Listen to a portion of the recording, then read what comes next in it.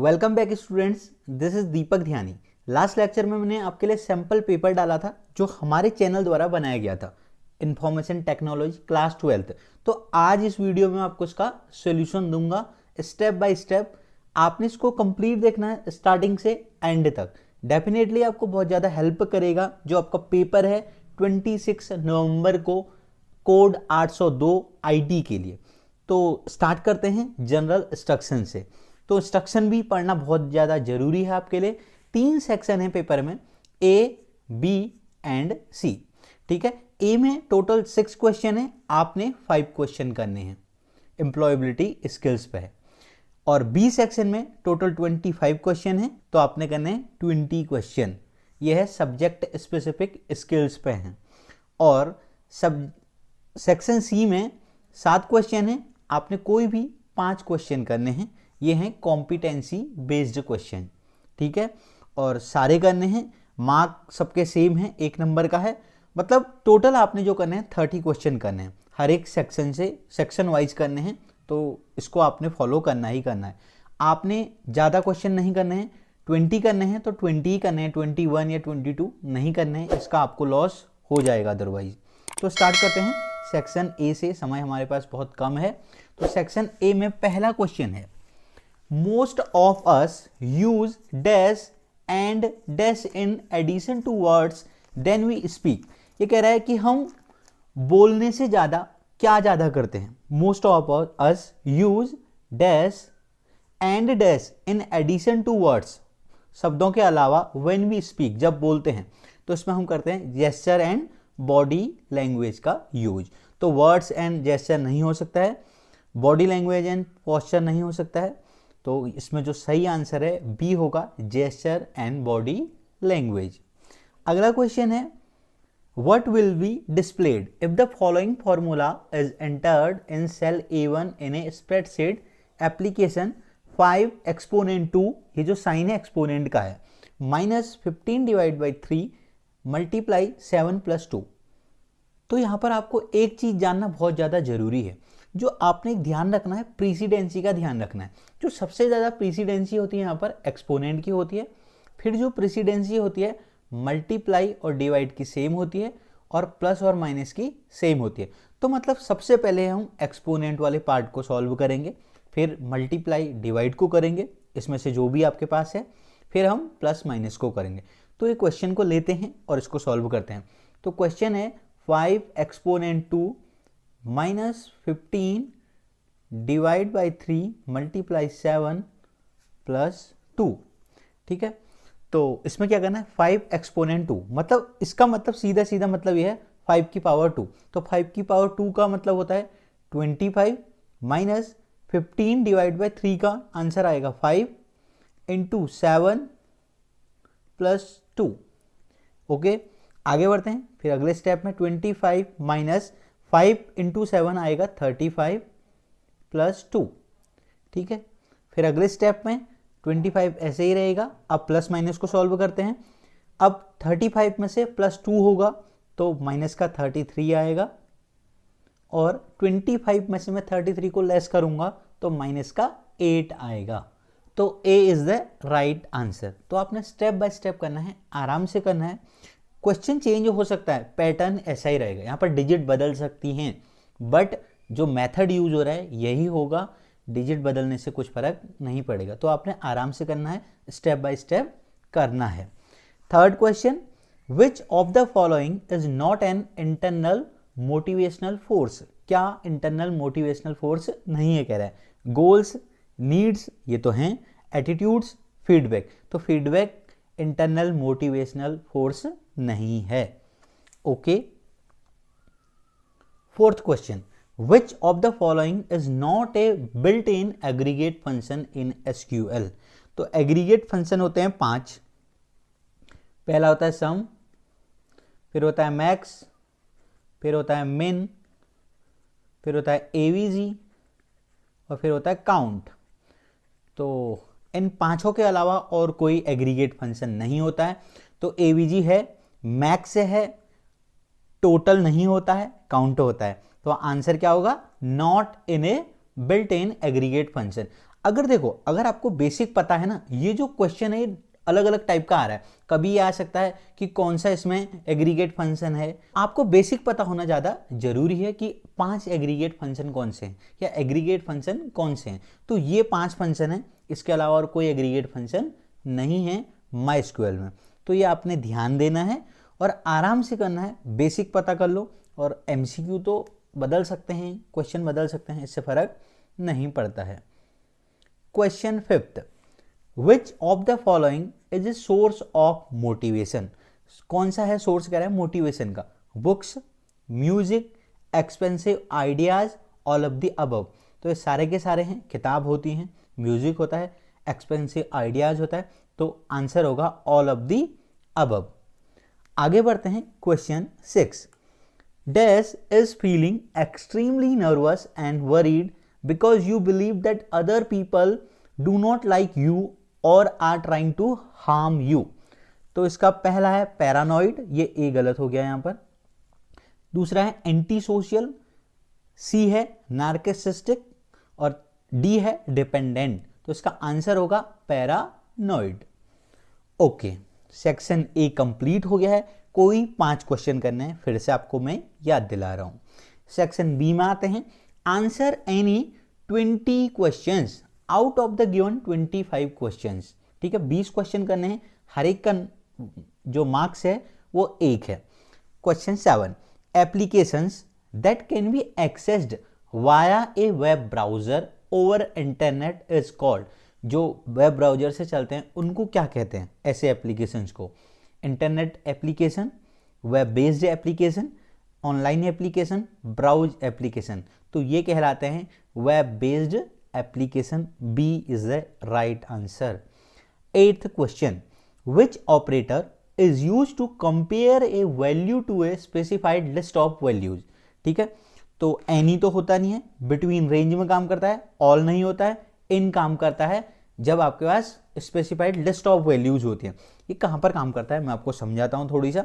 जैसे आपके पास एक टेबल है, उसमें सिटी नाम का कॉलम है, आपने कहा डेटा उनका दिखाओ जिनका एड्रेस दिल्ली, मुंबई, चेन्नई है। तो लिस्ट ऑफ वैल्यूज है ना, specified specific list of value है, Delhi, Mumbai, Chennai.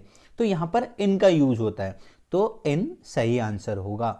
9th question, which of the SQL statement is correct. ठीक है, तो डिलीट की यहां पर स्टेटमेंट है, कौन सी सही है?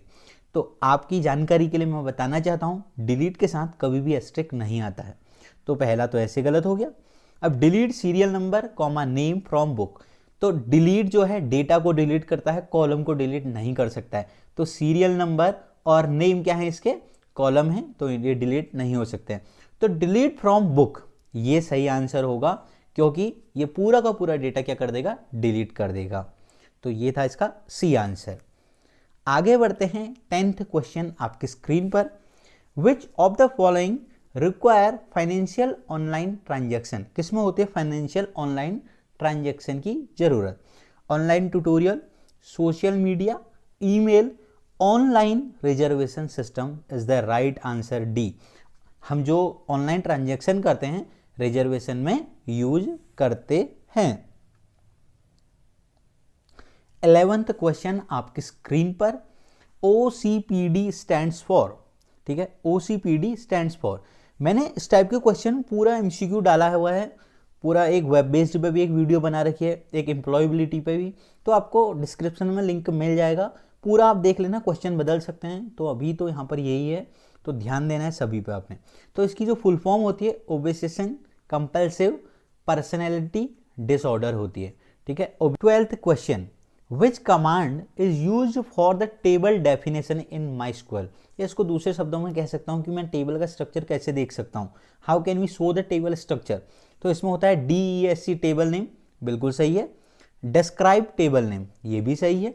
DESC टेबल नेम यहाँ पर टर्मिनेट नहीं किया गया है, इसलिए गलत है।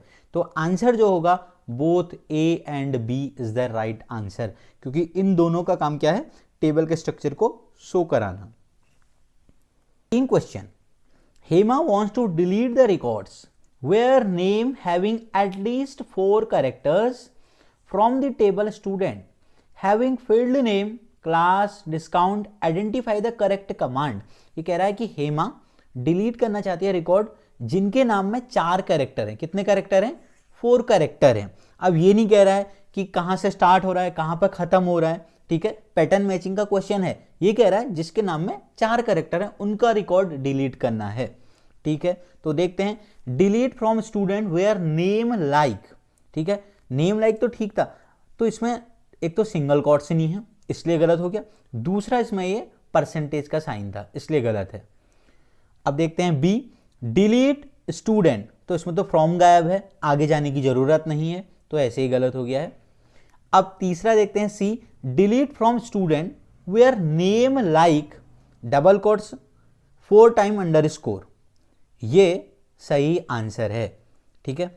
और चौथा देखते हैं, delete from student where name like 4 time underscore और इसमें लगा है परसेंटेज का साइन, तो परसेंटेज का साइन नहीं लगता है।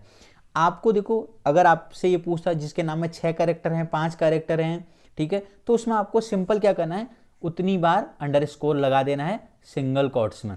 इसमें आपको परसेंटेज लगाने की जरूरत नहीं है। परसेंटेज कहाँ लगाते हैं? जब आपको कोई कैरेक्टर मैच कराना है। कैरेक्टर मैच कराने का मतलब है कि कोई कैरेक्टर ए से स्टार्ट हो रहा है, बी से स्टार्ट हो रहा है, एन पे एंड हो रहा है, एम पे एंड हो रहा है, तब परसेंटेज का यूज होता है। अभी आपसे सिंपल कह रहा है कि जिसके नाम में 4 कैरेक्टर है उनका डेटा डिलीट कर दो, तो यहां पर परसेंटेज यूज नहीं होगा। लाइक कीवर्ड का ये क्वेश्चन था। 14 क्वेश्चन आपकी स्क्रीन पर, कंसीडर ए टेबल स्टूडेंट, एक टेबल है स्टूडेंट नाम की, ठीक है, इसमें नेम है Khushi, Hema, Neha, Karan, Babita, Lalit, Hemant, stream commerce, science arts, ठीक है, जो भी है। Select the command which will count the number of student in commerce, science and arts. तो ये कहना चाह रहा है कि काउंट करके बताओ कॉमर्स में कितने बच्चे पढ़ते हैं, साइंस कितनों के पास है और आर्ट्स कितने के पास है। अगर देखें कॉमर्स 1 2 बच्चों के पास है कॉमर्स, ठीक है, साइंस 1 2 3 बच्चों के पास है साइंस, आर्ट्स 1 2 बच्चों के पास है आर्ट्स।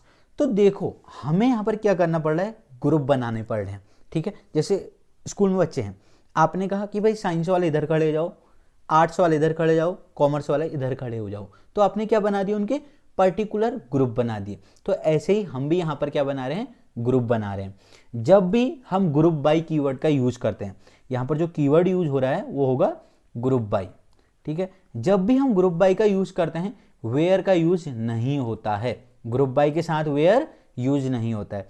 तो जहां भी आपको ग्रुप बाय के साथ वेयर मिल रहा है, सबसे पहले आप उसे एलिमिनेट कर दो, हटा दो, ठीक है, ज्यादा सोचना नहीं है उसके बारे में। तो पहला यहां पर देखो, select name comma count stream from student where group by stream, तो ये गलत है।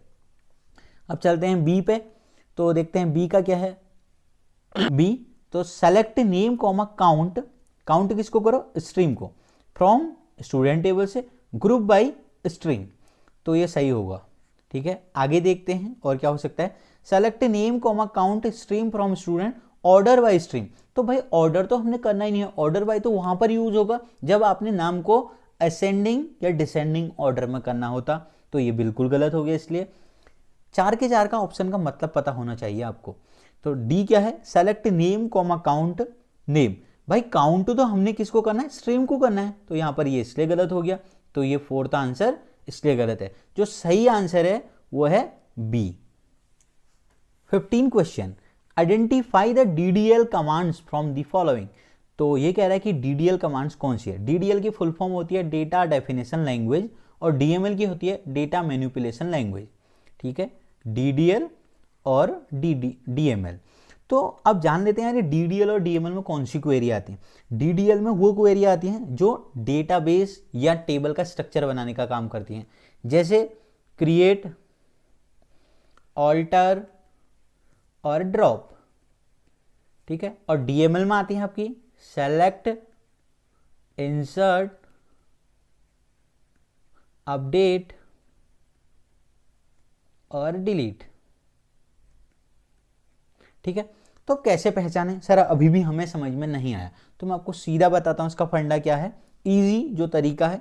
तो जिसमें क्रिएट टेबल नेम आता है वो DDL का पार्ट होता है। जैसे क्रिएट टेबल नेम, तो क्रिएट के साथ क्या रहा है, टेबल नेम। ऑल्टर के साथ ऑल्टर टेबल नेम, तो DDL का पार्ट है। ड्रॉप टेबल नेम, ठीक है। तो जहां टेबल नेम आ रहा है वो DDL है। अब जैसे सेलेक्ट की क्वेरी है, select asterisk from table name, तो यहाँ पर टेबल नेम नहीं आ रहा है तो DML होगा। Insert into table name values, तो टेबल नेम आ रहा है, टेबल नहीं आ रहा है, तो ये DML होगा। अपडेट टेबल नेम, तो अपडेट DML होगा। डिलीट फ्रॉम टेबल नेम, तो ये DML। तो आप ये समझ गए हैं, DDL ये हैं, DML ये हैं। जैसा भी आपको समझ में आ रहा है आप उस हिसाब से काम करिए। तो यहाँ पर हमें पता करना है आइडेंटिफाई द DDL कमांड। तो DDL हमारी ऑल्टर, सेलेक्ट, अपडेट और डिलीट किसकी पार्ट है, DML के पार्ट है। तो मैंने पूरा लिख दिया है, अगर क्वेश्चन कुछ चेंज होता है तब भी आप समझ जाएंगे। अगला है 16 question, name the keyword use to eliminate duplicate records. तो ये तो बहुत आसान क्वेश्चन है। यहाँ पर यूज होता है डिस्टिंक्ट कीवर्ड का, जो आपके डुप्लीकेट रिकॉर्ड्स को क्या करता है, हटा देता है, एलिमिनेट कर देता है। आगे बढ़ते हैं, 17 क्वेश्चन आपके सामने। The dash command is use to delete the table student in my SQL। कह रहा है कि टेबल जो स्टूडेंट है इसको डिलीट करने के लिए कौन सी क्वेरी सही रहेगी, ठीक है। डिलीट टेबल स्टूडेंट, ये तो गलत है, क्योंकि डिलीट का पहले तो एक यूज ऐसे नहीं होता है, और डिलीट डेटा को डिलीट करता है, पूरी टेबल को डिलीट नहीं करता है। ये क्या कर रहा है, डिलीट द टेबल स्टूडेंट, ये पूरी टेबल को डिलीट करना चाहते हैं, ठीक है। ड्रॉप स्टूडेंट, गलत है ये भी।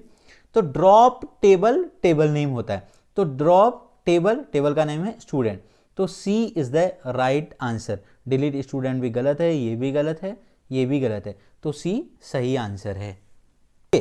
एक बहुत इंटरेस्टिंग क्वेश्चन, 18 क्वेश्चन आपकी स्क्रीन पर। Right the output of the following, ठीक है। Select ABG salary from EMP। तो इन्होंने जो फॉर्मूला लगा रखा है वो एवरेज का लगा रखा है। अब आप एवरेज जानते हैं, एवरेज क्या होता है, टोटल नंबर का सम डिवाइडेड बाय n नंबर, ठीक है। तो ABG करना है मुझे, तो कैसे होगा ABG, तो सबसे पहले मैं इनको जोड़ लूंगा। 10,000, 20,000, 30,000, 29 हो गया, 59 हो गए, और 11 ये हो गया, 70 हो गया, और 10 ये हो गया, 80,000। 80,000 टोटल सम आ रहा है 80,000। और n नंबर कितने होंगे, 5 होंगे या 6 होंगे, ये सबसे बड़ा क्वेश्चन है। तो हम यहाँ पर जो n नंबर मानेंगे वो 5 मानेंगे। नल को काउंट नहीं किया जाता है, ठीक है, नल काउंट नहीं होता है। तो अगर हम नल को काउंट नहीं करते हैं तो हमारा आंसर जो आएगा 16,000 आएगा, तो A सही आंसर होगा। अगर यहाँ पर आप n नंबर 6 मान लेते हैं तब हमारा B आंसर आता, जो गलत आंसर है। तो ध्यान देना है, n नंबर में वही आएगा, नल काउंट नहीं होता है यहाँ पर, ठीक है। तो ये एक आसान सा क्वेश्चन था, सीधा सा फॉर्मूला है कि आपने नल को काउंट नहीं करना है, आपने n नंबर उन्हीं को मानना है जिसमें कुछ वैल्यू है। 3 वैल्यू यहाँ पर है, 2 वैल्यू यहाँ पर है, और टोटल का समय 80,000 डिवाइड बाई 5, तो जो आंसर आएगा 16,000। A is the right answer. 19 question आपकी स्क्रीन पर। Query to modify the name Ram to Shyam, कह रहा है कि राम की जगह श्याम नाम कर दो इन टेबल स्टूडेंट, ठीक है। टेबल के अंदर अगर डेटा चेंज करना है तो डेफिनेटली अपडेट का यूज होता है। अब अपडेट की क्वेरी पता होना बहुत ज़्यादा जरूरी है, ठीक है। तो अपडेट की जो क्वेरी होती है, अपडेट टेबल नेम, सेट में आएगा श्याम, वेयर जहां पर नाम क्या है, राम, क्योंकि राम की जगह क्या करना है, श्याम करना है। राम तो ऑलरेडी है, उसकी जगह पर हमें क्या लाना है, श्याम लाना है, ठीक है। तो मैंने आपसे क्या कहा, क्वेरी जो होगी अपडेट टेबल का नेम, तो अपडेट टेबल स्टूडेंट, ये तो बिल्कुल ही गलत है। आगे देखते हैं, अपडेट यहां पर टेबल नेम नहीं है, गायब है, तो ये ऐसे गलत हो गया, ठीक है, हो गया। तीसरा देखते हैं, update table name student, set name equal to Shyam, where name equal to Ram, ये सही है, सी। अगला देखते हैं, अपडेट टेबल का नेम स्टूडेंट, तो इन्होंने तो सेट नहीं लिखा यहां पर, ये इसलिए गलत हो गया, ठीक है। तो डी भी नहीं हो सकता है, तो सही आंसर जो है सी है। और ऐसे चलता है। तो आपने देखना है कि अपडेट की क्वेरी एक्चुअल क्या है, तो आपको एक्चुअल क्वेरी आनी चाहिए, अदरवाइज आप नहीं कर सकते हैं। तो आप पूरा फॉर्मेट देख लीजिए कि अपडेट का फॉर्मेट क्या है। अपडेट का फॉर्मेट ये है, अपडेट टेबल का नेम आता है, फिर सेट आता है, सेट में वो लिखा जाता है जो आपने चेंज करना है। ठीक है, मैंने श्याम करना है नाम, जहाँ पर नाम क्या था, राम था, तो इसलिए ऐसा हुआ। आगे बढ़ते हैं 20 question. Which of the following is not a valid aggregate function. देखो क्वेश्चन बदल गया है, टाइप सेम ही है, मतलब थोड़े से वर्ड बदल गए हैं बस, और कुछ नहीं बदला है। कह रहा है कौन सा नहीं है valid aggregate function. AVG function होता है, लेन नहीं होता है, तो B is the right answer. Sum होता है, मेन होता है, बी सही आंसर होगा। आगे बढ़ते हैं 21 क्वेश्चन आपके सामने। How can you change Thomas into Michael in the last name column in the user table. ये कह रहा है कैसे हम चेंज कर सकते हैं थॉमस से माइकल में।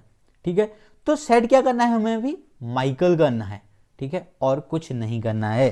तो ये कैसे होगा, तो सबसे पहले देखते हैं। अपडेट में कभी भी मॉडिफाई नहीं आता है, क्योंकि मॉडिफाई जो काम करता है वो स्ट्रक्चर के साथ काम करता है, तो बी और सी तो नहीं हो सकता है। मैं फिर से आपसे कहना चाहता हूं, सबसे पहले आप उन आंसर्स को हटा दो जो नहीं हो सकते हैं। ठीक है, बी और सी बिल्कुल नहीं हो सकते हैं। अब देखते हैं ए और डी में।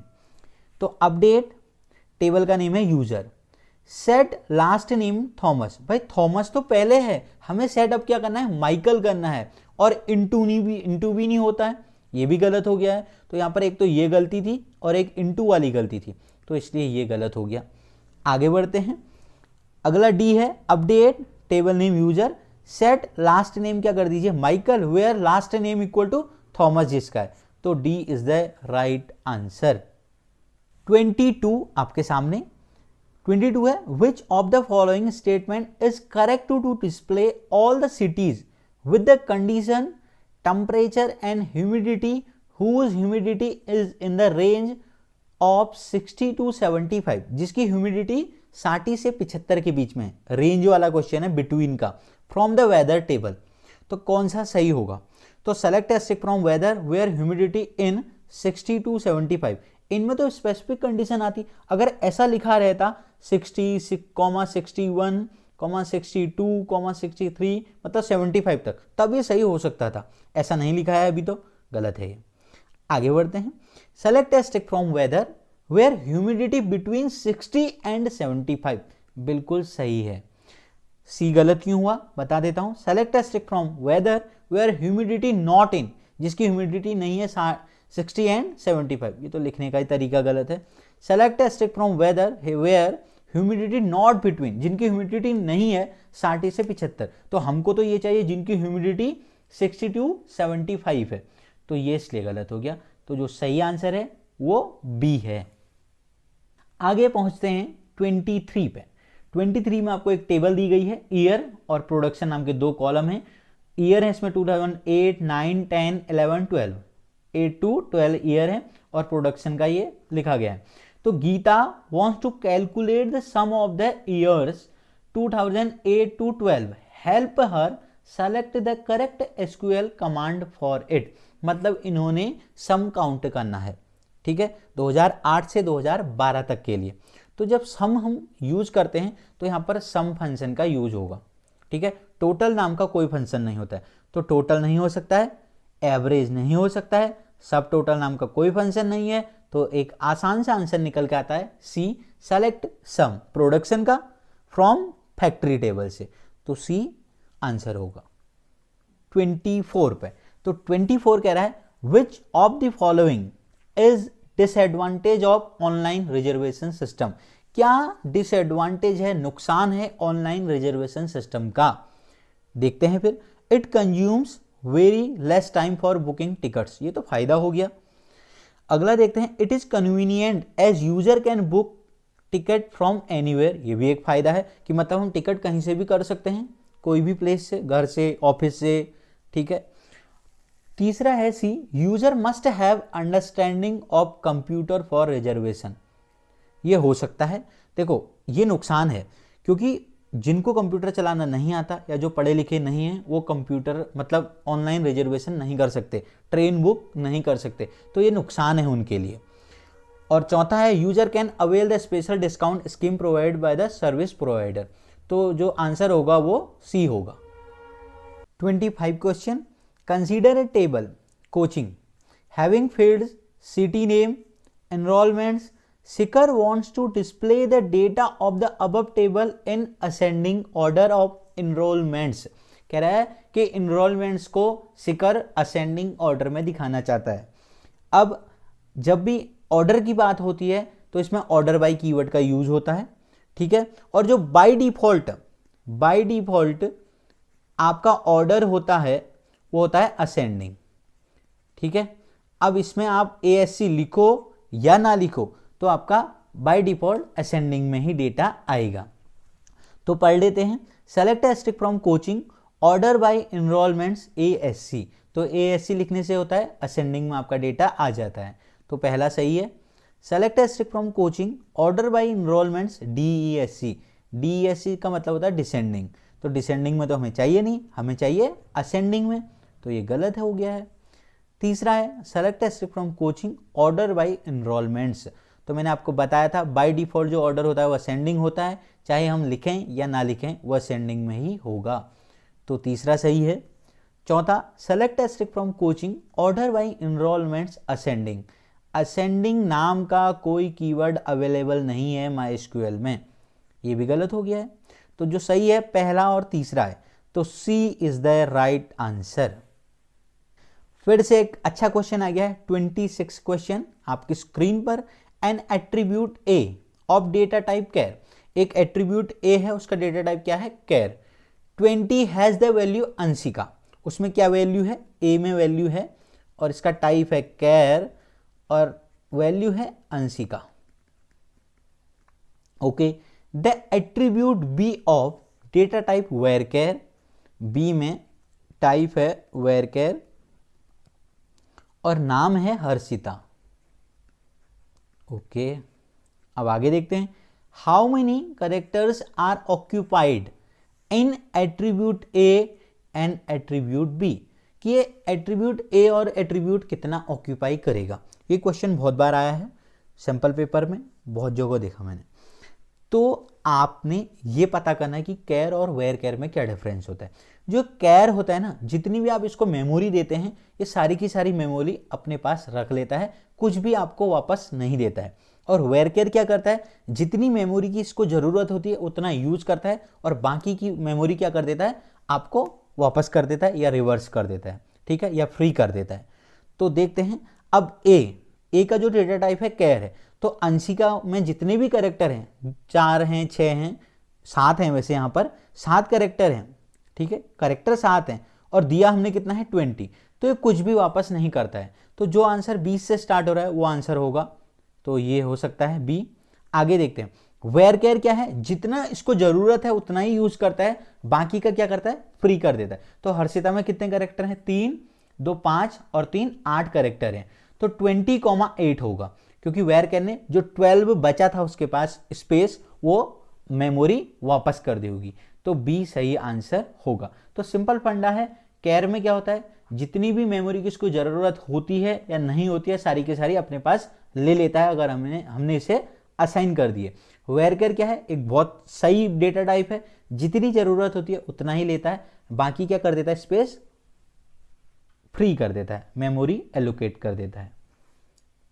Okay, 27 question.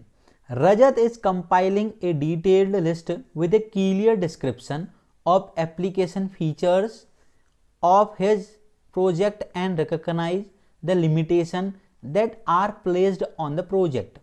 Out of the given options, choose the phase of the project in which Rajat is currently in. तो ये क्या कर रहा है, रजत ने एक प्रोजेक्ट पर काम कर रहा है, उसने उस प्रोजेक्ट की जो है लिमिटेशन को चेक कर लिया है, कहाँ तक स्कोप है, कितना नहीं है, सब कुछ चेक कर लिया। तो ये कौन से फेज में अभी काम कर रहा है, तो जो रजत अभी काम कर रहा है वो ए फेज है, रिक्वायरमेंट डेफिनेशन फेज में काम कर रहा है। अगर टेस्टिंग की बात होती तो टेस्टिंग कर रहा होता, ठीक है, तो जो काम कर रहा है रिक्वायरमेंट डेफिनेशन फेज में काम कर रहा है। 28 क्वेश्चन, बहुत आसान सा क्वेश्चन है। ऑनलाइन शॉपिंग सभी करते हैं आजकल, is an e commerce application where the customer can purchase goods over the internet. There are several website where the customer can go for online shopping. Select from the option given below which of the following is not an online shopping website. तो ये बताओ, कह रहा है चार में से कौन सी ऑनलाइन वेबसाइट शॉपिंग की वेबसाइट नहीं है। तो स्नैपडील तो एक बहुत ही पॉपुलर वेबसाइट है, मिंत्रा भी बहुत पॉपुलर है, कोर्स एरा ये क्या है, एजुकेशनल वेबसाइट है। वैसे भी इसके नाम से भी पता चला कोर्स। अब कोर्स कोई तो ऐसी ई कॉमर्स वेबसाइट का नाम नहीं होगा, कोर्स कहाँ होगा, एजुकेशन में ही होगा, ठीक है। लर्न, कोर्स, ईडीएक्स इस टाइप का हो सकता है, तो एजुकेशनल है तो कोर्स एरा। इन्फीबीम क्या है, शॉपिंग वाली वेबसाइट है। तो जो इसका आंसर होगा वो सी आंसर होगा। 29 question, Gita wants to know the uses of null. Gita जानना चाहती है कि नल का क्या मतलब होता है in MySQL। Help her choose in which of the following case null value can not be assigned to the column admission number. तो क्या होगा, when the admission number is 0, when the admission number is not known, ये तो गलत है, when the admission number is not available, when the admission number is not applicable. तो null का मतलब होता है 0, तो ए सही होगा, when the admission number is 0। Okay, 30 question, dash are real time lectures where user participate में ask questions and get their queries answered. तो कह रहा है कि रियल टाइम लेक्चर है जहां यूजर अपना क्वेश्चन पूछ सकता है, क्वेरी बता सकता है, तो इसको क्या कहेंगे, इंटरैक्टिव ट्यूटोरियल्स नहीं, video tutorial no, power point presentation नहीं, वेबिनार्स होगा इसका आंसर डी। 31 क्वेश्चन, बहुत ही बेसिक सा क्वेश्चन है। While filling an online form, जब कोई ऑनलाइन फॉर्म भरते हैं, the field mark with a dash are mandatory. तो इसका आंसर होता है एस्ट्रिक। एस्ट्रिक फील्ड क्या होते हैं, हमारे कोई भी ऑनलाइन फॉर्म भरने में मैंडेटरी होते हैं। अगर आप उस फील्ड को नहीं फिल करते हैं तो आपका फॉर्म सबमिट नहीं होता है, या लिखा रहता है asterisk field are mandatory, top में ही लिखा रहता है इंस्ट्रक्शन में। तो ये इसका एक आसान सा आंसर था, एस्ट्रिक डी। तो आगे हैं सेक्शन सी में। सेक्शन सी में है 7 क्वेश्चन और आपने करने हैं कोई भी 5 क्वेश्चन। तो जो आपको सबसे ज़्यादा आते हैं उन्हें करना है, आपने 5 क्वेश्चन के आंसर देने हैं। पहला क्वेश्चन है 32, read the following statements carefully about e governance. E governance के बारे में बताइए कह रहा है। तो पहला, it is the use of electronic tools for governance, ये तो सही है। It has decreased the transparency in the system.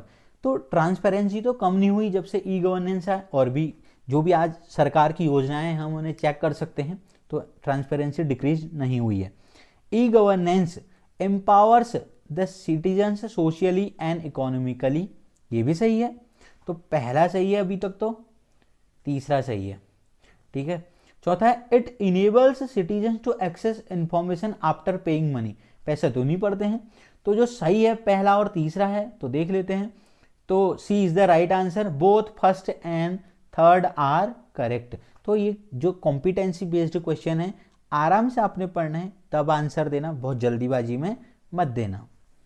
33 question आपकी स्क्रीन पर कह रहा है, consider a table teacher shown below. एक टीचर नाम की टेबल है, ठीक है, जिसमें टीचर्स के नेम है, आईडी है, टीचर नेम है, सैलरी है, डिपार्टमेंट आईडी है और एड्रेस है, ठीक है। और एक टेबल आपके पास है डिपार्टमेंट, ठीक है। अब जो अगले सारे क्वेश्चन आएंगे ये 2 टेबल के आधार पर ही आएंगे।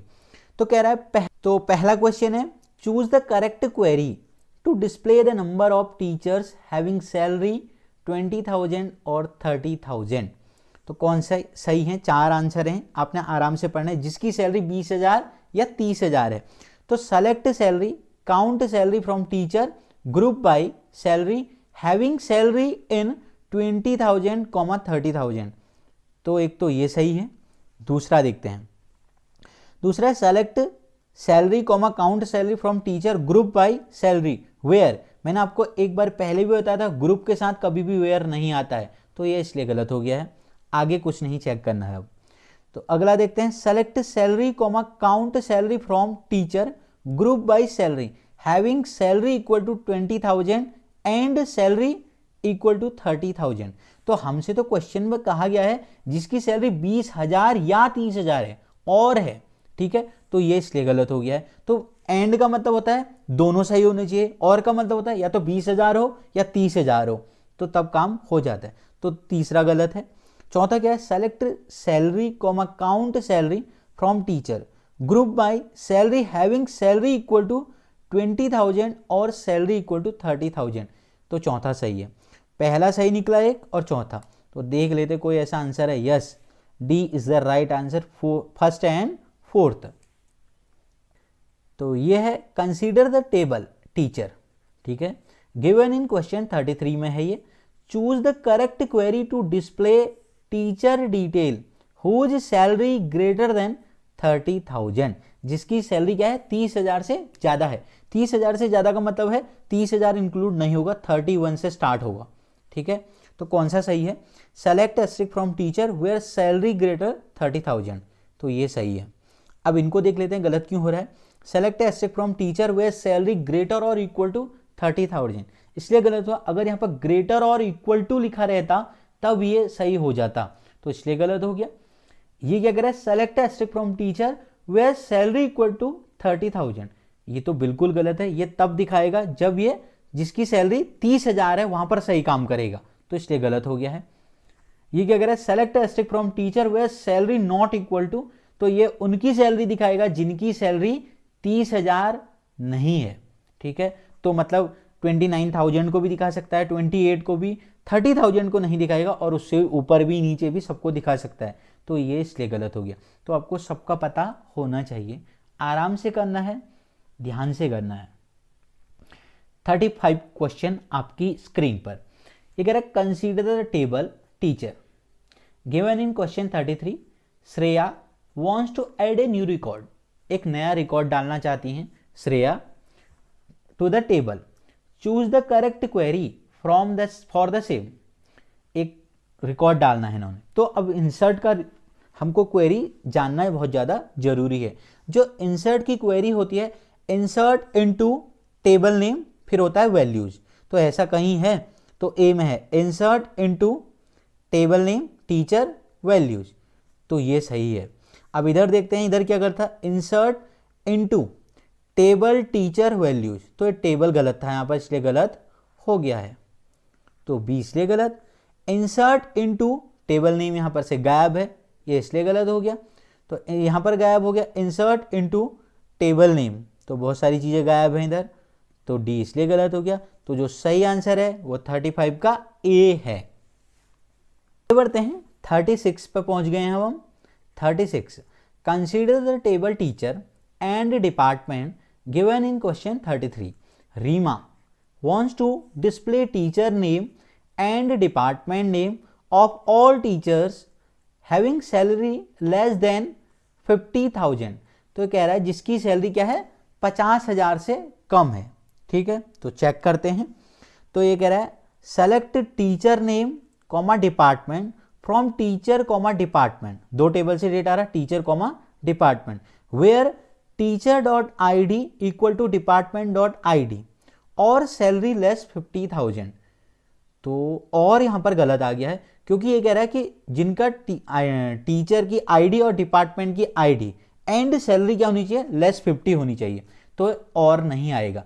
या तो यहां पर यही सही होगा इतना पार्ट, और या ये वाला पार्ट सही होगा, तब भी चल जाएगा। तो हमको ऐसा नहीं चाहिए, हम क्या चाहते हैं, जिसका टीचर की आईडी और डिपार्टमेंट की आईडी सेम है और सैलरी 50,000 से कम है, वो सही होगा। बी देख लेते हैं, select teacher name comma department from teacher comma department, सही है, where teacher dot I D equal to department dot depart I D and salary less 50,000, ये सही आंसर है। सी को देख लेते हैं, select teacher name comma department from teacher comma department where depart I D equal to depart I D, ये तो गलत हो गया, क्योंकि जब हम ज्वाइनिंग वाला काम कर रहे हैं ये, तो दो टेबल से डेटा आ रहा है, तो इसमें होना था पहली टेबल का नाम और उसके कॉलम का नाम, तो ये ऐसे गलत हो गया सी। और डी में क्या है, select teacher name comma department from teacher comma department where salary, तो ये तो ऐसे ही गलत हो गया। तो जो सही आंसर होगा वो होगा बी। ओके, आ जाते हैं 37 पे। 37 क्या है, consider the table teacher given in question 33। Nidhi wants to display the following output. Nidhi को ये आउटपुट चाहिए जिसकी टीचर आईडी 101, 102, 103, 104 है और नाम नितिन, राकेश, अमन, अनीता है। ठीक है, तो इसमें कौन सी कमांड सही रहेंगी? ठीक है, तो देखते हैं। Select teacher ID comma teacher name from teacher where teacher ID in 101, 102, 103, 104 बिल्कुल सही होगा। ये देख लेते हैं ऊपर एक क्वेश्चन टेबल 33 को। देखो यहाँ पर जो हमारे आईडी हैं ये यूनिक हैं, 101, 102, 103, 104 मतलब दूसरे को नहीं मिल रही हैं, तो डेटा इन्हीं का आएगा, नितिन, राकेश, अमन और अनीता का। तो पहली वाली क्वेरी तो सही है आपकी। ठीक है, तो यहाँ पर टेबल देखने की जरूरत पड़ेगी हमें। पहला आंसर सही है। Select teacher ID comma teacher name from teacher where teacher ID between 101 and 104। Between का मतलब होता है एक रेंज में 101 से 104 के बीच में जिसकी आईडी है कह रहा है। तो 101 से 104 में 101, 102, 103, 104 इंक्लूड हो जाएगा, तो बी भी सही है। अगला देख लेते हैं। Select teacher ID comma teacher name from teacher where teacher ID equal to 101 और टीचर आईडी इक्वल टू 102। तो ये तो गलत हो गया, ये तो उनका डेटा दिखाएगा जिसकी टीचर आईडी 101 और टीचर आईडी जिसकी 102 है। 3 और 4 का तो डेटा नहीं दिखाएगा, तो ये गलत हो जाएगा। फोर्थ देख लेते हैं। Select teacher ID comma teacher name from teacher where salary between 50,000 and 70,000।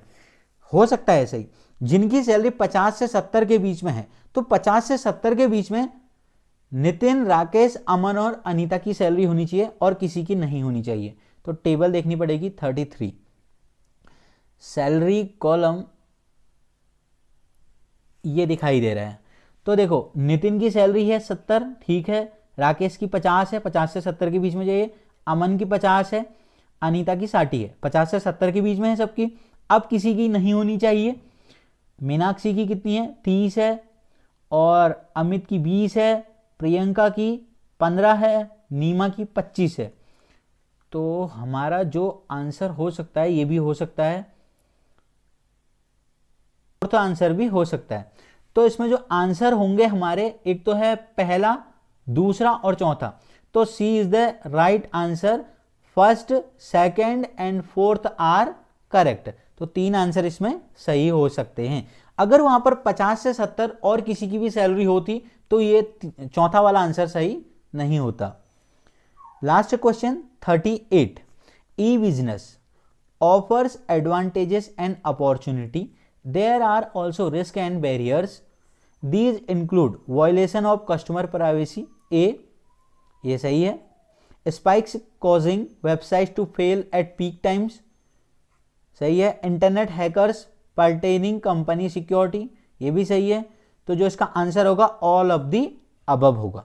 तो गाइज ये था हमारा एक सैंपल पेपर सीबीएसई के आधार पर। और अगर आपको वीडियो अच्छी लगी तो प्लीज़ वीडियो को लाइक कीजिए और चैनल को सब्सक्राइब कीजिए। मिलते हैं नेक्स्ट वीडियो में। Thank you.